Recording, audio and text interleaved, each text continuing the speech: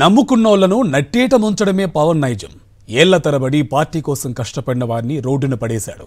పవన్ను CM చేయాలని ధ్యేయంతో ఎంతో మంది జనసేన నేతలు తమ ఆస్తులు అమ్ముకున్నారు. అయితే జనసేనాని మాత్రం వలస వచ్చిన టీడీపీ నేతలకు టికెట్లు కేటాయించారు. దీంతో రాత్రి పగలు జనసేన కోసం కష్టపడిన వారు కుమిలిపోతున్నారు. అటు షర్మిలిది అదే తీరు.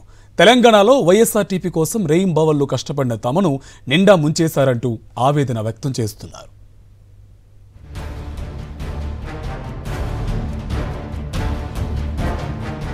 నమ్మిన పార్టీ వంచిందని, ఆస్తులమ్ముకుని కష్టపడితే అవమానాలకు గురి చేసిందని ఆవేదన వ్యక్తం చేస్తున్నారు జనసేన నేతలు. నమ్ముకున్న జనసేన కార్యకర్తలనే నట్టేట ముంచేశాడంటూ మండిపడుతున్నారు.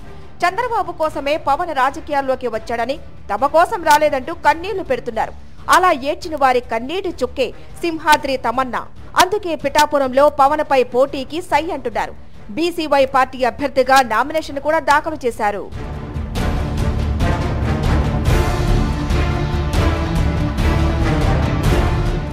ఆస్తులు అమ్ముకొని పవన్ సీఎం అవ్వాలని పనిచేశామని, కానీ జనసేన కార్యకర్తలను పవన్ కళ్యాణ్ నట్టేట ముంచేశాడని సంచలన వ్యాఖ్యలు చేశారు సింహాద్రి తమన్నా.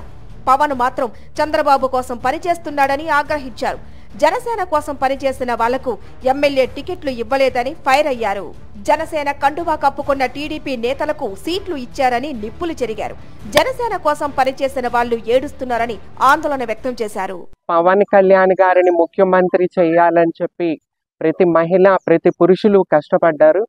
ఆస్తులు అమ్ముకున్నారు. వాళ్ళు ఈ రోజున ఎవరు ముందుకు రావటానికి భయపడుతున్నారు. వాళ్ళ ఆస్తులు అమ్మేసుకుని వాళ్ళు ఏడుస్తున్నారు. కుమ్మిలి ప్రతి మహిళ ఏడుస్తుంది, ప్రతి పురుషులు ఏడుస్తున్నారు.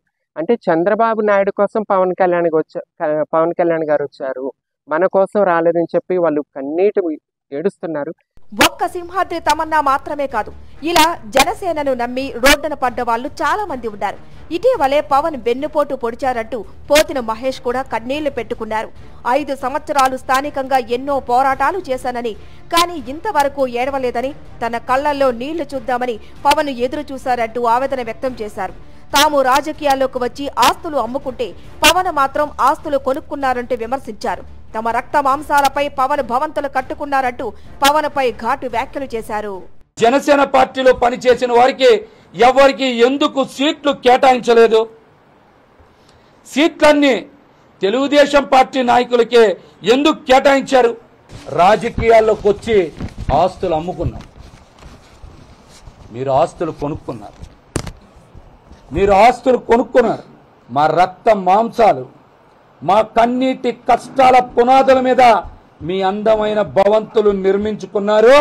ఇది యథార్థం. గతంలో కాకినాడ మాజీ మేయర్ పొలసపల్లి సరోజా కూడా కాకినాడ రూరల్ సీట్పై గంపెడు ఆశలు పెట్టుకున్నారు. పార్టీ కోసం అనేక కార్యక్రమాలు నిర్వహించారు. బీసీ సామాజిక వర్గానికి చెందిన మహిళ కావడంతో తనకే సీటు వస్తుందని ఆశించారు. కానీ అక్కడ సరోజనే కాదని మరొకరికి పవన్ సీటు ఇచ్చారు. దీంతో ఆమె ఒక్కసారిగా పవన్ కళ్యాణ్ తీరుపై భగ్గుమన్నారు. ఆ పార్టీకి రాజీనామా కూడా చేశారు. ఇలా ఎందరో పవన్ బాధితులు ఉన్నారు. అటు ఏపీ కాంగ్రెస్ అధ్యక్షురాలు షర్మిల సీన్ కూడా సేమ్. నమ్ముకున్న కార్యకర్తలు, నేతలను నట్టేట ముంచారు. అందుకే ఆమెను నమ్మొద్దంటూ కడప ప్రజలకు విజ్ఞప్తి చేశారు మాజీ వైఎస్ఆర్టీపీ నేతలు. షర్మిల మాటలు నమ్మి ఆర్థికంగా, సామాజికంగా తీవ్రంగా నష్టపోయామని తీవ్ర ఆవేదన వ్యక్తం చేశారు.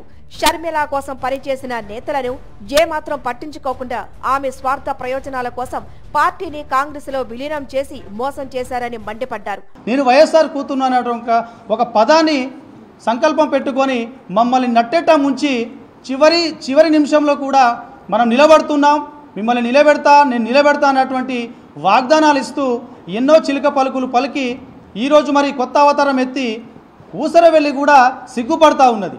మొత్తానికి ఇటు పవన్, అటు షర్మిలది ఒకటే తీరు.